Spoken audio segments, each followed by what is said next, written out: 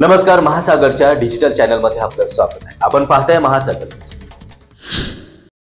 सध्याच्या ह्या भाजपा आणि मिंदे गटांच्या राज्यामध्ये महाराष्ट्रातल्या महिलांची सुरक्षितता अत्यंत चिंताजनक बनलेली आहे।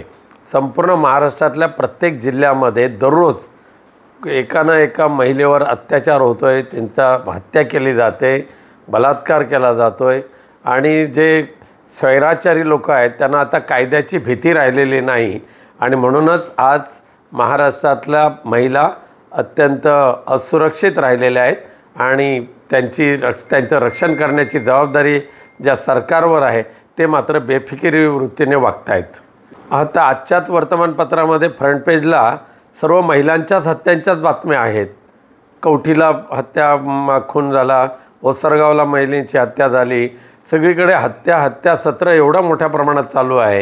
याचं दुर्दैव आहे महाराष्ट्राचं की आजची जी दयनीय अवस्था आहे महाराष्ट्रामध्ये ती यापूर्वी कधी झालेली नव्हती। याचं कारण असं आहे की भ्रष्टाचारी राज्यकर्ते जे आहेत हे त्यांचा प्रशासनावर वचक राहिलेला नाही आणि म्हणूनच आज सिंधुदुर्ग जिल्हा असेल किंवा रत्नागिरी जिल्हा असेल हा गोवा बनावटीची दारू म्हणा किंवा ड्रग्ज म्हणा यांच्या पूर्ण जाळं विणलं गेलेलं आहे आणि त्याच्यातून ह्या जिल्ह्यांची सुटका करणं हे एक आव्हान पोलिसांसमोर आहे, पण ते दुर्दैवाने अपयशी ठरलेले आहेत। त्यांची नेहमीची ती स्टंटबाजी आहे ती।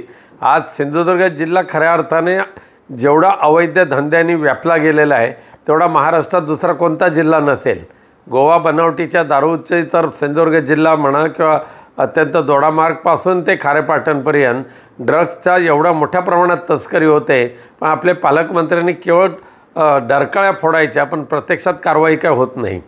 हे जे बाडगे आहेत हे असंच म्हणजे इतर पक्षातून कोणाला ना कोणाला घ्यायचं आणि आपला पक्ष वाढवायचा ह्याच त्यांचा धंदा आहे।